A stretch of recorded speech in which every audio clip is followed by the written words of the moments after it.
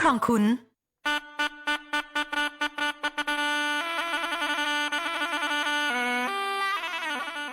รู้หรือไม่ว่าเหนือใต้เราเชื่อมโยงกันภาษาเจ๊เหหรือภาษาตากใบเป็นภาษาถิ่นที่พูดกันในอำเภอตากใบจังหวัดนราธิวาสมีลักษณะเฉพาะตัวจากการผสมผสานระหว่างภาษาสุโขทัยโบราณภาษาใต้และภาษามลายูภาษาเจ๊เหจึงมีความโดดเด่นที่สำเนียงเนิบช้าและนุ่มนวลเป็นมรดกทางวัฒนธรรมที่กำลังเสี่ยงต่อการสูญหายภาษาเจ๊เห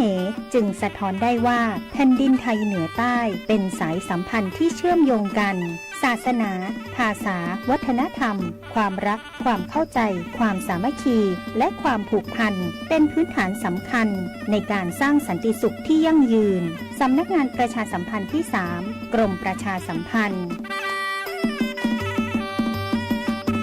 มาช่วยกันเฝ้าระวังไฟป่ามาผู้ก่อว่าภาคเหนือมีพื้นที่เผาซ้ำซากสูงถึง10 ล้านไร่กว่า 90% ของไฟป่ามาจากฝีมือมนุษย์ที่เผาเพื่อหาเห็ดของป่าและการเผาเศษซากพืชหลังการเก็บเกี่ยวบ่ว่าจะเป็นต่อสั่งข้าวโพดเลี้ยงสัตว์หรือนาข้าวฝุ่นควันจากการเผาคือ PM 2.5 ภัยเงียบติยะฮืออายุสั้นลงถึง1 ปีจากทั้งปอดอุดตันมะเร็งหัวใจล้มเหลวและสมองเสื่อมวร่วมใจคนไทยหยุดเผาคืนลมหายใจสะอาดให้ลูกหลานกับโครงการจัดนโยบายการเปลี่ยนแปลงการใช้ประโยชน์ที่ดินเพื่อบริหารจัดการ PM 2.5 สนับสนุนโดยวช.สำนักงานการวิจัยแห่งชาติช่วยกันรักษาบางส่วนให้นาบ่ฮื้อไฟป่ามันเข้าขบวนยาวแต่เราเข้ามาทั้งอำเภออยากมีทะเบียนรถเลขสวยเสริมภาพลักษณ์เสริมความมั่นใจต้องไม่พลาดสำนักงานขนส่งจังหวัดแพร่ขอเชิญร่วมประมูลทะเบียนรถเลขสวย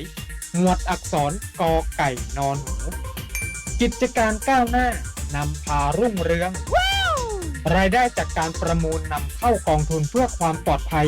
ในการใช้รถใช้ถนนสามารถลงทะเบียนได้แล้ววันนี้ผ่านเว็บไซต์ www ทะเบียนรถ .com หรือที่สำนักงานขนส่งจังหวัดแพร่ Excellent โดยจะปิดการประมูลในวันเสาร์ที่ 28 กุมภาพันธ์ 2569 สอบถามเพิ่มเติมโทรสายด่วน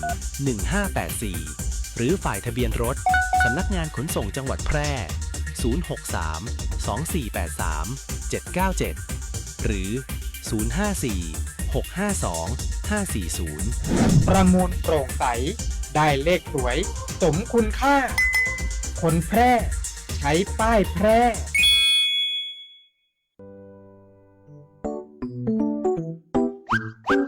เด็กไทยรักษาวินัยจราจรเคารพกฎหมายเป็นเรื่องสำคัญมาช่วยปลูกฝังส่งเสริมความปลอดภัยในเด็กและเยาวชนรวมสร้างพฤติกรรมที่ตระหนักถึงความปลอดภัยทางถนนสวมหมวกนิรภัยข้ามถนนบริเวณทางข้ามรู้จักป้ายจราจรมีน้ำใจในการใช้รถใช้ถนนแบ่งปันให้ทางกันหยุดซิ่งหยุดบิดหยุดให้คนข้ามถนนหยุดทำผิดกฎจราจรเพื่อลดอุบัติเหตุทางถนนที่อาจจะเกิดขึ้นพฤติกรรมความปลอดภัยเหล่านี้จะติดตัวไปเป็นผู้ใหญ่ที่รับผิดชอบต่อสังคมในวันข้างหน้าวินัยจราจรเริ่มได้ที่ตัวเรา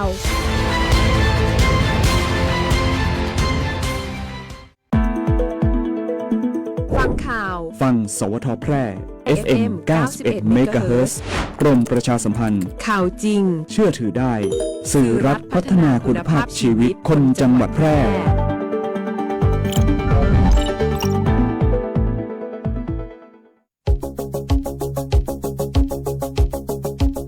ข่าวสารฉับไวใกล้ตัวบริการทันใจร่วมแรงร่วมใจงานบ้านงานบุญประกวดราคาโปร่งใส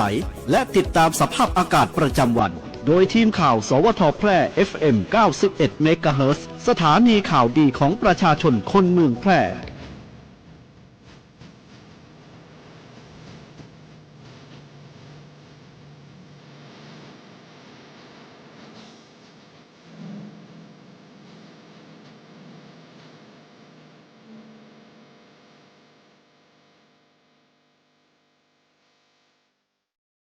สวัสดีค่ะสถานีวิทยุกระจายเสียงแห่งประเทศไทยจังหวัดแพร่ขอเสนอข่าวท้องถิ่นประจำวันเสาร์ที่ 28 กุมภาพันธ์ พุทธศักราช 2569 โดยมีหัวข้อข่าวดังต่อไปนี้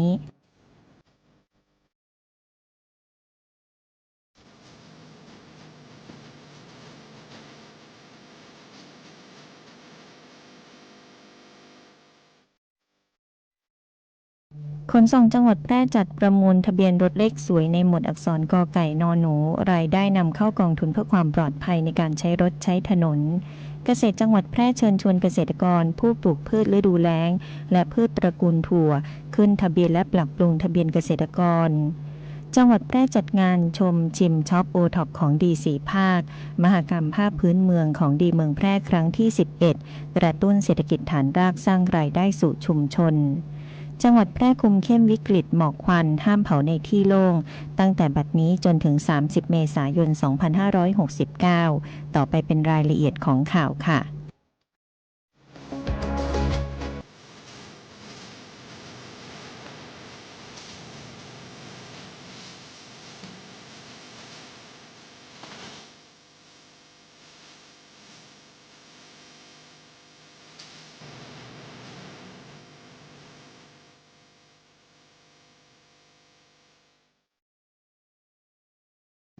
ขนส่งจังหวัดแพร่จัดประมูลทะเบียนรถเลขสวยในหมวดอักษรกอไก่นอหนูรายได้เข้าสู่กองทุนเพื่อความปลอดภัยในการใช้รถใช้ถนนวันนี้ที่โรงแรมแพร่นคราอำเภอเมืองแพร่จังหวัดแพร่นางสาวดารารัตน์ดาวเวียงกันขนส่งจังหวัดแพร่เปิดกิจกรรมประมูลหมายเลขทะเบียนรถเลขสวยครั้งที่ 8 จำนวน 301 หมายเลขซึ่งเป็นเลขนิยมและเป็นที่ต้องการของประชาชนหรือเลขสวยจังหวัดแพร่ในหมวดอักษรกอไก่นอหนูความหมายกิจการก้าวหน้านำพารุ่งเรืองสนับสนุนส่งเสริมโครงการแผนงานด้านความปลอดภัยในการใช้รถใช้ถนนของกรมการขนส่งทางบกสนับสนุนเป็นค่าอุปกรณ์ช่วยเหลือผู้พิการอันเนื่องมาจากการประสบภัยจากการใช้รถใช้ถนนในส่วนนอกเหนือจากค่าสินไหมทดแทนตามพระราชบัญญัติคุ้มครองผู้ประสบภัยจากรถพุทธศักราช 2535 รวมทั้งสนับสนุนการศึกษาวิจัยด้านความปลอดภัยทางถนนเผยแพร่องค์ความรู้สู่สาธารณชนตลอดจนการบริหารจัดการตามพันธกิจของกองทุนเพื่อความปลอดภัยในการใช้รถใช้ถนนหรือกปท.และเป็นการพัฒนาองค์กรให้มีสมรรถนะสูงและหมายเลขที่มีรายได้สูงสุดในช่วงเช้าของวันนี้คือกไก่นหนู9999แพร่ถูกประมูลไปในราคา 610,000 บาทและยังคงเปิดประมูลจนเสร็จสิ้นในวันนี้สำหรับการเข้าร่วมประมูลมีทั้งการประมูลทางวาจาและทางอินเทอร์เน็ตผ่านทางเว็บไซต์ www.tabienrot.com โดยเรียงลำดับตามหมายเลขสามารถที่จะประมูลภายในวันนี้ทั้งนี้หมายเลขที่นำออกประมูลจะแบ่งออกเป็น3กลุ่มได้แก่เลข4ตัวเหมือนเลขตัวเดียวและเลขตัวเรียง3ตัวหมายเลขทะเบียนรถที่ได้จากการประมูลสามารถนำไปจดทะเบียนใหม่ได้โดยไม่ต้องรอเรียงตามลำดับหมายเลขปกติและสามารถนำไปจดทะเบียนกับรถใหม่หรือเปลี่ยนกับหมายเลขทะเบียนเดิมที่จดทะเบียนไว้แล้วก็ได้สอบถามรายละเอียดเพิ่มเติมได้ที่สำนักงานขนส่งจังหวัดแพร่โทรศัพท์หมายเลข054-652-544เจ้าหน้าที่กองทุนเพื่อความปลอดภัยในการใช้รถใช้ถนนกปท.โทรศัพท์หมายเลข088-253-1390ฝ่ายทะเบียนรถ054-652-540หรือสายด่วนกรมการขนส่งทางบก1584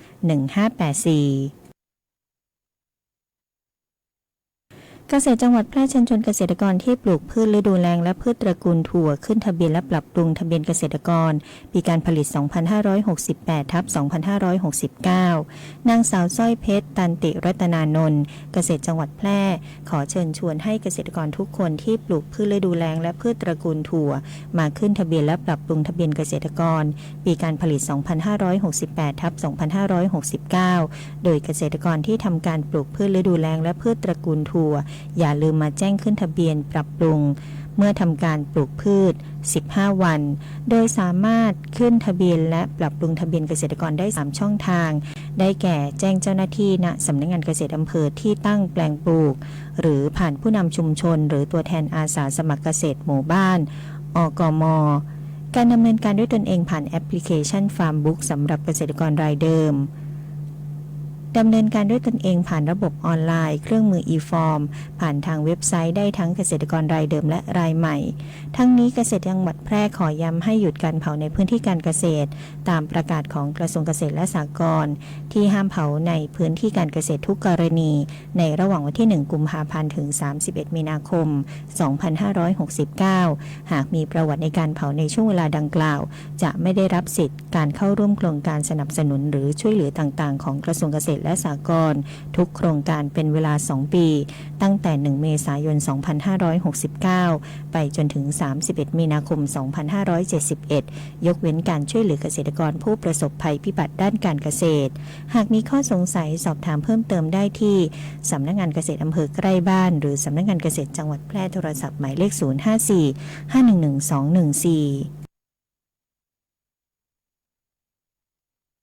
จังหวัดแพร่จัดงานชมชิมช็อปโอท็อปของดี4ภาคมหกรรมภาพพื้นเมืองและของดีเมืองแพร่ครั้งที่11กระตุ้นเศรษฐกิจฐานรากสร้างรายได้สู่ชุมชนนายสมชัยเลิศประสิทธิพันธ์ผู้ว่าราชการจังหวัดแพร่เชิญชวนให้ประชาชนเที่ยวงานชมชิมช็อปโอท็อปของดี4ภาคมหกรรมภาพพื้นเมืองและของดีเมืองแพร่ครั้งที่11โดยสำนักงานพัฒนาชุมชนอำเภอเมืองแพร่ร่วมกับเครือข่ายโอท็อปอำเภอเมืองแพร่เทศบาลเมืองแพร่จัดงานขึ้นในระหว่างวันที่23 กุมภาพันธ์ถึง1 มีนาคม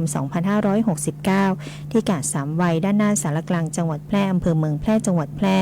ส่งเสริมสนับสนุนผู้ผลิตผู้ประกอบการผลิตภัณฑ์ชุมชนและท้องถิ่นให้ได้ใช้ภูมิปัญญาและทรัพยากรในชุมชนพัฒนาสินค้าให้มีคุณภาพและมาตรฐานพร้อมทั้งเพิ่มช่องทางการตลาดเชื่อมโยงเครือข่ายทั่วประเทศสร้างโอกาสและรายได้ให้กับกลุ่มผู้ผลิตในพื้นที่ภายในงานมีกิจกรรมหลากหลายอาทิการจำหน่ายผลิตภัณฑ์โอท็อประดับ 3-5 ดาวจากทั้งในจังหวัดแพร่และต่างจังหวัดกว่า70บูธการประกวดคนงามเมินอำเภอเมืองแพร่การเดินแบบผ้าไทยการประกวดส้มตำน้ำปลาร้าจากวิรัตการจำหน่ายเสื้อหม้อห้อมในราคาพิเศษรวมถึงกิจกรรมส่งเสริมการขายนาทีทองลุ้นรับกิฟต์วอยเชอร์เพื่อกระตุ้นการจับจ่ายใช้สอยในงานซึ่งจะนำไปสู่การสร้างรายได้ที่มั่นคงกับประชาชนขับเคลื่อนเศรษฐกิจฐานรากของจังหวัดแพร่ให้เติบโตทั้งนี้ขอเชิญชวนให้ประชาชนและนักท่องเที่ยวร่วมชมชิมช็อปสินค้าคุณภาพพร้อมสัมผัสเสน่ห์ภาพพื้นเมืองของดีเมืองแพร่ในตลอดระยะเวลาของการดำเนินงานจังหวัดแพร่กำหนดมาตรการควบคุมไฟป่าและการเผาในที่โล่งประจำปี 2569 ทุกพื้นที่ในจังหวัดแพร่ตามประกาศของจังหวัดแพร่ที่ได้มีการกำหนดช่วงควบคุมเข้มข้นวิกฤตหมอกควันคือตั้งแต่วันที่15 กุมภาพันธ์ถึง30 เมษายน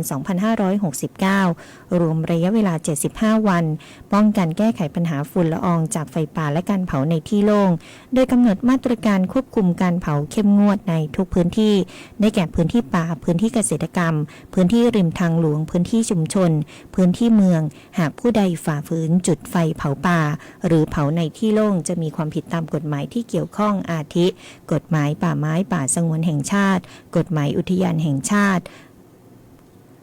กฎหมาย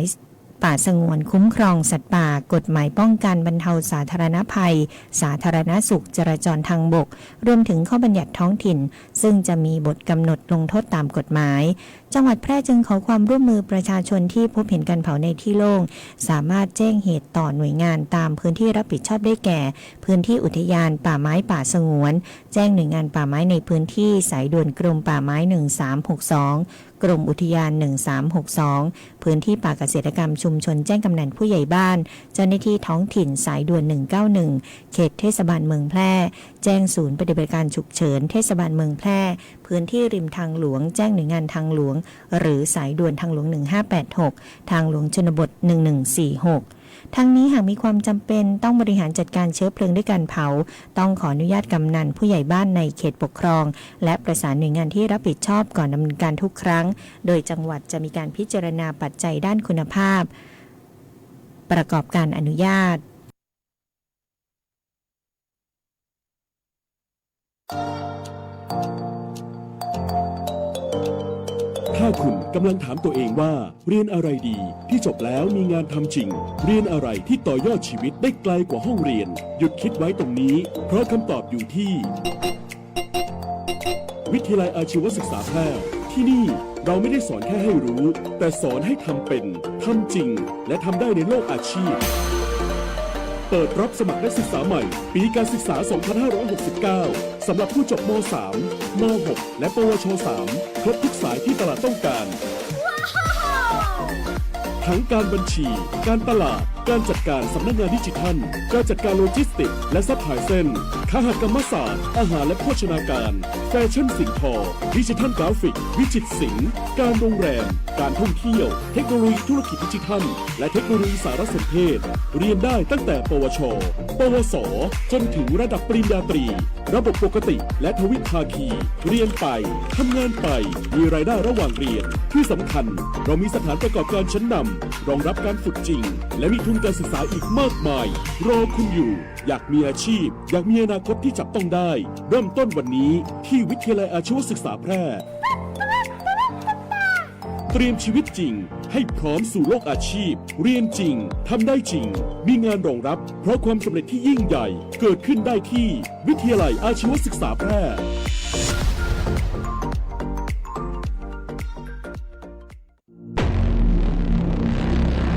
ภัยจากการสู้รบก่อให้เกิดความเสียหายอย่างมหาศาลทั้งต่อชีวิตมนุษย์ สิ่งแวดล้อมและโครงสร้างพื้นฐานทหารพลเรือนจำนวนมากต้องเสียชีวิตบาดเจ็บสาหัสและหลายครั้งนำไปสู่ความพิการถาวรมีปัญหาสุขภาพจิตเกิดโรคเครียดหลังเหตุการณ์สะเทือนขวัญส่งผลกระทบในระยะยาวต่อคุณภาพชีวิตประชาชนผู้ประสบภัยสงครามจำนวนมากต้องเผชิญกับความยากลำบากในการใช้ชีวิตต้องอพยพหนีภัยจากพื้นที่สู้รบกลายเป็นผู้พลัดถิ่นโรงพยาบาลโรงเรียนที่อยู่อาศัยและระบบสาธารณูปโภคที่สำคัญน้ำประปาไฟฟ้าถูกทำลายประชาชนไม่สามารถเข้าถึงบริการพื้นฐานได้การใช้อาวุธอันตรายต่างๆอาวุธเคมีทุ่นระเบิดที่อาจตกค้างหลังจากสงครามทำให้แหล่งน้ำดินปนเปื้อนสารพิษจากอาวุธเหล่านี้ป่าไม้ถูกทำลายเกิดผลกระทบร้ายแรงต่อระบบนิเวศและสุขภาพของประชาชนในพื้นที่เกิดการขาดแคลนอาหารอย่างรุนแรงนำไปสู่ความอดอยากก่อให้เกิดอันตรายร้ายแรงและยาวนานภัยเหล่านี้ไม่ใช่เพียงเรื่องของทหารในสนามรบเท่านั้นแต่เป็นภัยพิบัติที่ส่งผลกระทบต่อทุกภาคส่วนของสังคมรู้ภัยเข้าใจรับมือได้สำนักงานประชาสัมพันธ์ที่ 3 กรมประชาสัมพันธ์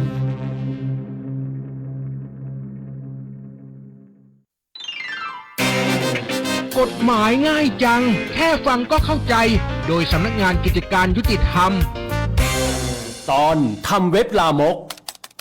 โอ้ยทำไมเดี๋ยวนี้บนหน้าเว็บมีแต่ภาพโป๊ภาพวาบวิวของนางแบบทั้งนั้นเลยก็เอาภาพโป๊มาล่อพวกอยากรู้อยากเห็นไงแสดงว่าเว็บเนี้ยต้องการเพิ่มยอดคนดูยอดติดตามเว็บไซต์แน่ๆทำแบบนี้ไม่ดีเลยนะพวกเด็กๆกับเยาวชนหลงกลพวกสื่อที่ยั่วยุทางเพศได้ง่ายๆเลยล่ะการทำการตลาดเพื่อเพิ่มยอดคนดูและการขายโฆษณาโดยภาพลามกอนาจารถือมีความผิดตามกฎหมายค่ะเพราะฉะนั้นบริษัทต่างๆที่มีเว็บไซต์จะต้องไม่ให้มีลิงก์หรือมีข้อความโฆษณาต่างๆที่เป็นสื่อลามกไม่ว่าจะเป็นภาพนิ่งภาพเคลื่อนไหวหรือเสียงที่อยู่บนหน้าเว็บเด็ดขาดหากฝ่าฝืนจะมีความผิดตามประมวลกฎหมายอาญาโทษจำคุกไม่เกิน3ปีหรือปรับไม่เกิน 60,000 บาทหรือทั้งจำทั้งปรับและความผิดตามพรบคอมพิวเตอร์มีโทษจำคุกไม่เกิน5ปีหรือปรับไม่เกิน 100,000 บาทค่ะหรือทั้งจำทั้งปรับนอกจากนี้อาจส่งผลให้เว็บไซต์ถูกสั่งปิดได้เช่นกันค่ะจริงๆคนทำเว็บน่าจะพัฒนาให้มีความทันสมัยสวยงามดึงดูดใจมากกว่าที่จะสร้างลิงก์ภาพโป๊นะหากสงสัยเรื่องกฎหมายหรือได้รับความไม่เป็นธรรมติดต่อสำนักงานยุติธรรมจังหวัดทั่วประเทศหรือโทรสายด่วนยุติธรรม1111กด77นะ จะบอกให้ทำไมท่านต้องโทร1669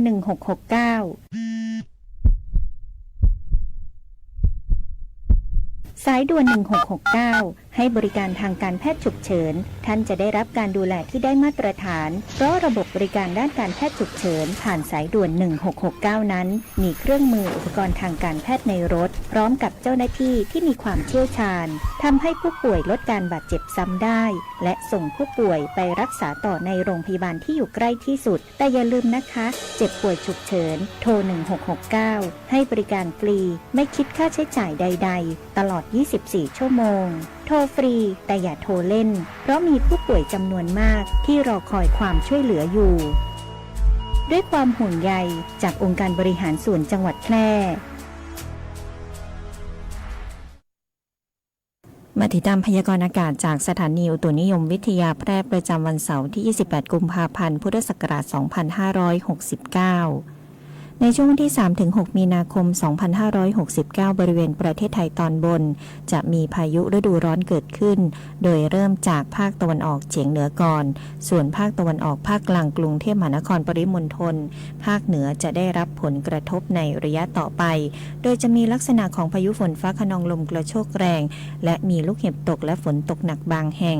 รวมถึงฟ้าผ่าที่อาจเกิดขึ้นได้ในบางพื้นที่ทั้งนี้เนื่องจากมีบริเวณความกดอากาศสูงหรือมวลอากาศเย็นจากประเทศจีนเคลื่อนเข้ามาปกคลุมภาคตะวันออกเฉียงเหนือและทะเลจีนใต้ในขณะที่ประเทศไทยตอนบนมีอากาศร้อนประกอบกับคลื่นกระแสลมฝ่ายตะวันตกเคลื่อนผ่านภาคเหนือภาคตะวันออกเฉียงเหนือตอนบนประเทศไทยตอนบนมีการสะสมของฝุ่นละอองหมอกควันอยู่ในเกณฑ์เล็กน้อยถึงปานกลางเนื่องจากมีการระบายอากาศอยู่ในเกณฑ์ปานกลางและมีโอกาสเกิดฝนตกในบางพื้นที่พยากรณ์อากาศบริเวณภาคเหนือฝนฟ้าคะนอง10%ของพื้นที่ส่วนมากบริเวณจังหวัดตากกำแพงเพชรพิจิตรพิษณุโลกและเพชรบูรณ์พยากรณ์อากาศบริเวณจังหวัดแพร่อากาศร้อนในตอนกลางวันทัศนวิสัย 6-12 กิโลเมตรลมตะวันตกเฉียงใต้ความเร็ว 10-15 กิโลเมตรต่อชั่วโมงคาดว่าอุณหภูมิสูงสุดบ่ายวันนี้ประมาณ36องศาอุณหภูมิต่ำสุดเช้าพรุ่งนี้ประมาณ22องศาเซลเซียสวันนี้ดวงอาทิตย์ตกเวลา 18:25 นาทีวันพรุ่งนี้ดวงอาทิตย์ขึ้นเวลา 6:38 นาทีค่ะจบการนำเสนอข่าวท้องถิ่นเดินทางใกล้ไกลสัญจรปลอดภัยใส่ใจทุกกฎจราจรพิรุณพรแสงสร้อยอ่าน